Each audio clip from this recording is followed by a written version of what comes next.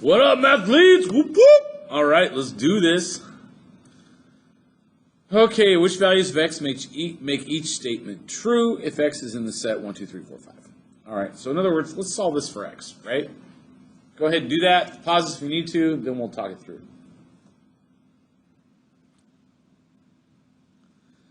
Okay, I'm going to assume it's time. I'm just going to add 1 to both sides. Add 1, and I get that 3x equals 15. Divide both sides by 3, and we get that x equals 5. Actually, I had to think about that for a second. Which is in the set, so x equals 5. Works there. Okay, for number 2, let's subtract 4x from both sides. And add 6 at the same time. So we can get the variables on one side and the numbers all on the other. And what do I end up with? I end up with 9, right, equals 7x minus 4x is 3x. And divide both sides by 3, and we get that x equals 3. Which again is in the set, right? Okay, how about for this inequality? I just need to divide both sides by -2, but don't forget, when I divide by a negative, right, so I'm going to have x, -6 divided by -2 is a positive 3, but this sign right here has to flip, so it's going to end up being x is less than or equal to 3. So which values of x are going to work? That's x equals 1, 2, or 3 that are in that set right there, okay? All right, let's keep going. I'm going to add 1 to both sides. Subtract 3x. Same time. Because we treat it like an equal sign, right? And what do I have over here? I have 2x is greater than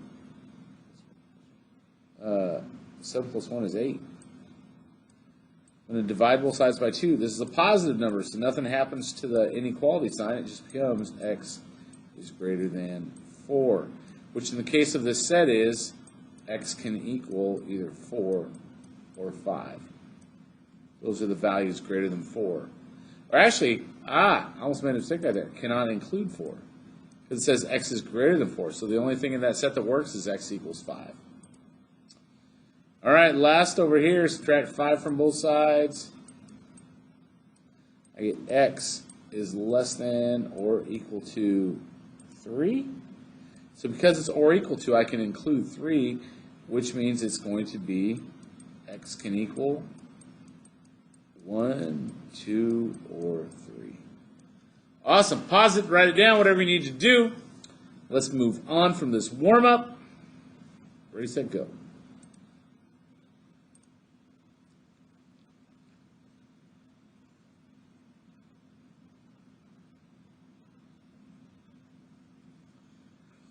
Okay, we got a bit of vocabulary today. It's just the way it is. We're busting through a lot of math very quickly because, again, a lot of this is just review, or should have been review, for Math 1.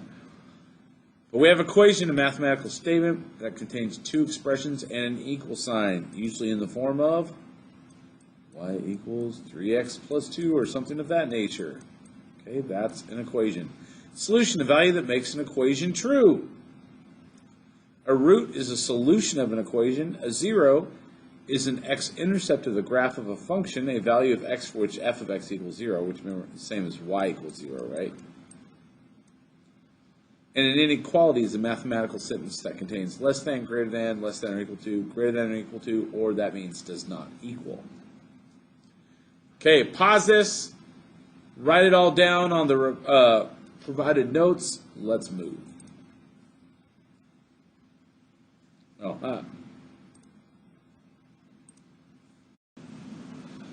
Okay, so let's look at this one.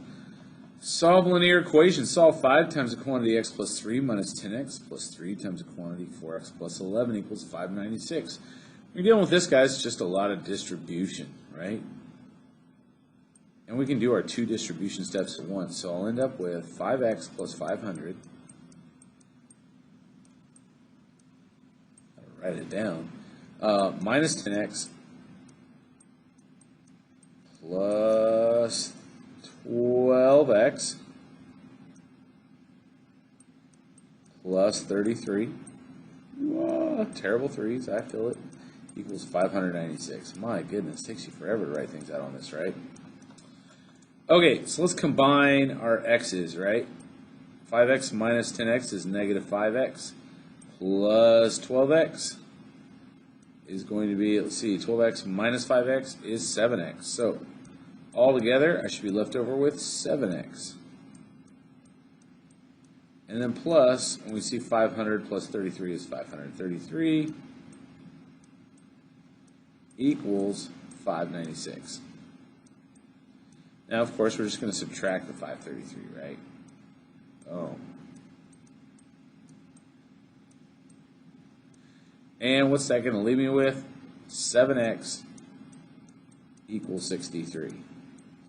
Then all I got to do, guys, is divide both sides by 7, and we're in business. 63 divided by 7 is 9. So we know that x equals 9. Boom. Make sure you have that written down. If you need to, pause it, whatever is good. And let's go. We're going to put in 9 for our answer. Boom, 9. Yeah, good stuff. I am going to reset that. If I don't, I forget to next time around. Okay. California and Texas are the two most populous states in the U.S. The population of each state in 2010 and the average number of new residents per year are shown. Assuming that these trends continue, after how many years will the populations of California and Texas be the same? Well, let's look at that. So I see that they have 30. So first,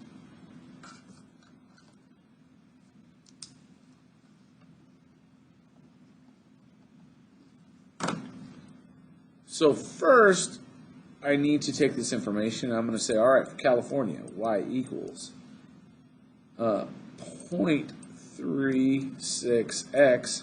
Don't make fun of my 3. I feel some of you making fun of it already. Plus 37.3 million, right?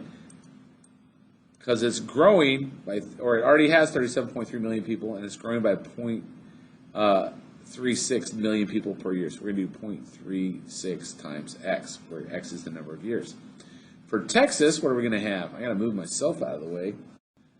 Okay, so for Texas, we're going to have y equals, what's it growing by per year? 0.44. 0.44x times the number of years plus a starting total of 25.2 million. Now, to know when these guys are the same, we're just going to need to substitute in one of these equations for y. Which one does that down here? Well, let's look. Is it 0.36y? No, it should be 0.36x. Yeah, that's clearly not it. There's 0.36y again. Again, write this down, and let's go down and look. I'm going to erase it, 3, 2, 1. If you look down here at the bottom, or down here, what do we got? 0.36y. I guess it could be y instead of x. Plus 37.3 equals 0.44y plus 25.2. So they just used y for year instead of where I used x as the variable, but we see it is clearly c. Boom, look at that, we got it right. Awesome. After how many years will the population be the same? Okay, well, that's going to require some math. So to do that, I'm just going to take this and I'm saying, all right, let's go ahead and subtract 0.36y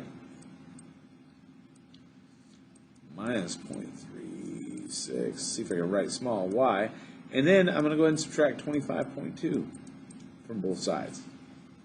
Minus 25.2. And what do I end up with? All right, that's gone. And 3 minus 2 is going to be 1. 7 minus 5 is, we got our decimal point, and 7 minus 5 is 2. 3 minus 2 is 1. So I'm going to have 12.1 is equal to, let's see, I'm going to have to borrow from the 4, make that 14. 14 minus 6 is 8. And I'm left with 3 minus 3 is nothing. So just 0.08y, which means I need to divide both sides by 0.08.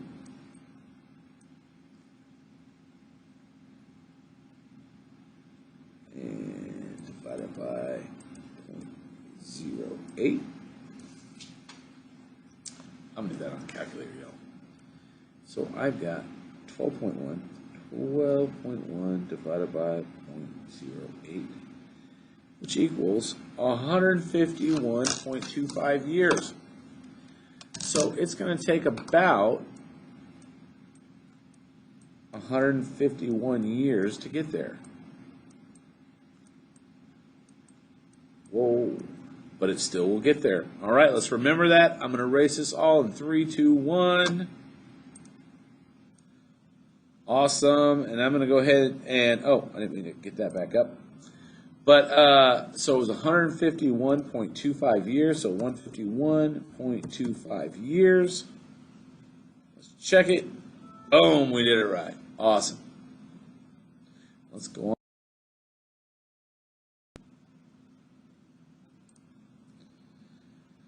Okay, now let's look at this one. The formula for the perimeter of a parallelogram, that over to see where I'm at, is P, the perimeter, equals 2 times A plus 2 times B. That makes sense. 2 times A, 2 lengths plus these 2 widths, where A and B represent the measures of the bases. Solve the following for B. So in solving for B, let's walk through what we do here. First, we're going to subtract 2A from both sides. Notice how we do that. And we're left with P minus 2A equals 2B. And then we need to get B by itself, so we're going to divide both sides by 2.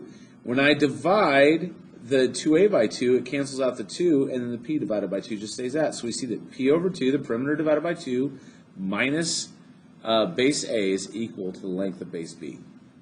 Awesome. So we're going to be working on simplifying equations for a variable with multiple variables. All right, now we want to go on to